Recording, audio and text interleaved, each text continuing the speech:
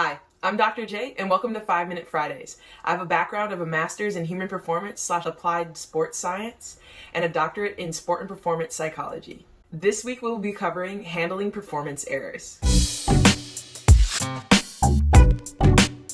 Please like, comment, share, subscribe to get more of 5 Minute Fridays with your Dr. J. So when we look deeper at handling performance errors or errors that come up in any walk of our life, we know that errors are bound to happen, right? And there can be chaos, there can be change, and there's abruptness in this chaos and change, right? And it's not that everyone is always prepared for these changes or these occurrences that come up, but it's a matter of how do we handle those in those given situations. Then when we look at this from the perspective of our mental skills game, right? It's not the avoidance of errors that is changing our level or our ability to focus and to move through these situations with less struggle. It's how we perceive, how we handle the errors when they do happen, and how do we reset ourselves as we return back to play, as we return back to our lives, or as we return back to a situation or an opportunity that we are working through, right? And that's going to separate us from being a beginner, from being intermediate, to being elite with our mental skills game. But it is also important for us to note that performance does occur in cycles. And so not only do we need to be able to handle the ups, we need to be able to handle the downs, and we need to be able to handle the in-betweens as we work through this ever-changing landscape, right? And as you continue to level up with your skill or you level up with your opportunities, what these changes or what these errors or these occurrences could look like can change drastically between each, or the frequency at which they occur, because your training cycles might be longer or your training cycles might be shorter.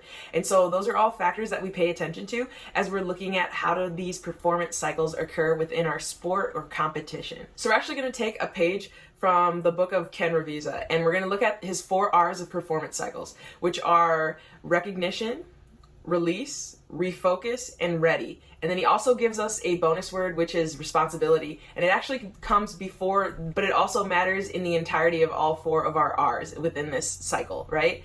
And so responsibility is us taking the role, taking charge, and taking accountability of our role within these situations, right? Whether or not we were the cause of that error, we're taking the responsibility to do something about that in that given situation.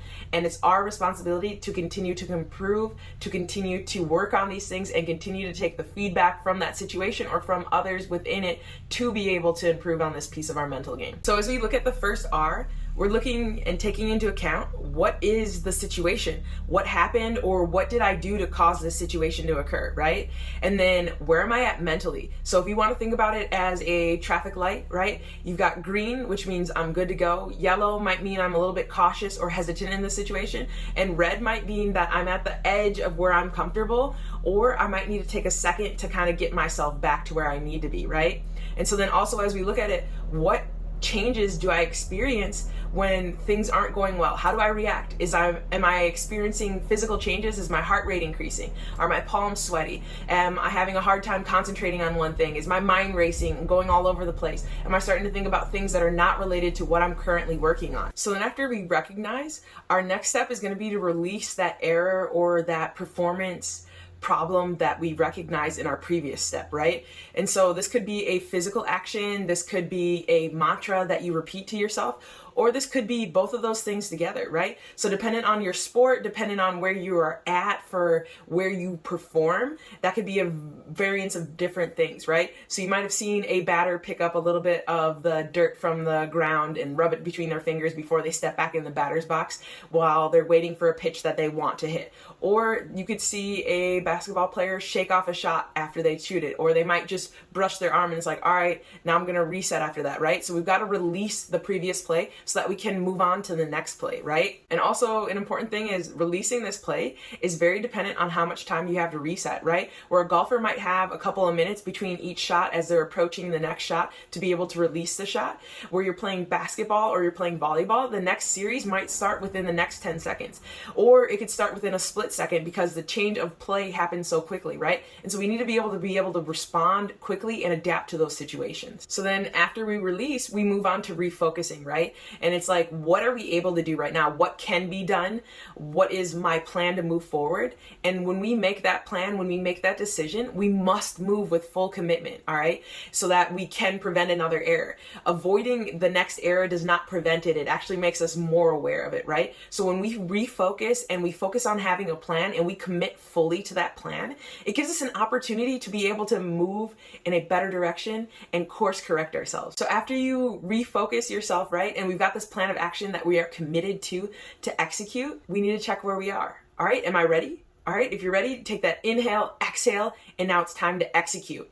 All right, it's time to take off and take responsibility and make that change that you've been working on and that you've been thinking about and that you're ready for. As we look at this performance cycle handling system, these 4 R's, our goal is that this stays a conscious process so that we're able to revisit this and adapt as needed versus it being automatic and we're overriding a possible adaptation that needs to happen in a situation, right? And so say something happens and it's an error that's happened before, but a response to that error needs to be different. We need this process with the 4 R's to be conscious. We can't have it be subconscious, because if it is, then we'll keep cycling into the same pattern that we're in. But our goal with these performance cycles is that we're making just that slight change, that slight shift that's going to take us into the next part, all right? And it's going to keep moving us up as we're working to progress and we're working to build these things.